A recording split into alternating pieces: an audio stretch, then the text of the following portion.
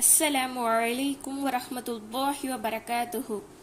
அகிலங்களின் இறைவனாகிய அல்லாஹுக்கே எல்லா புகழும் உரித்தானது.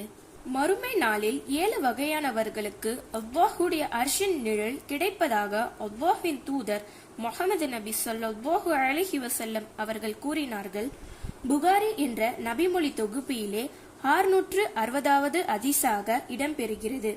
நபி தோழர் அபு உரைதா ரலியல்லாஹு அன்ஹு அறிவிக்கின்றார்கள், நீதிமிக்க ஆட்சியாளர், இறை வணக்கத்திலே வளர்ந்த இளைஞர், பள்ளிவாசலோடு எப்போதும் தொடர்பு வைத்துக் கொள்ளக்கூடிய இதயமுடையவர், அல்லாஹுக்காக நட்பு கொண்டு அந்நிலையிலே இவ்வுலகை பிரிந்து சென்ற இருவர், அந்தஸ்தும் அழகும் உள்ள ஒரு பெண் தன்னை தவறு செய்த அழைத்த போதும் தன் அல்லாஹுக்கு அஞ்சுகின்றேன் என்று கூறியவர், தமது வலக்கரம் செய்த தர்மத்தை இடது கரம் கூட அறியாத வகையில் ரகசியமாக தர்மம் செய்தவர், தனிமையில் அல்லாஹுக்கு நினைவு கூர்ந்து அச்சத்தால் கண்ணீர் வடித்தவர் என்றார்கள் அல்லாஹ்வின் தூதர் முஹம்மது நபி ஸல்லல்லாஹு அலைஹி வஸல்லம் அவர்கள்.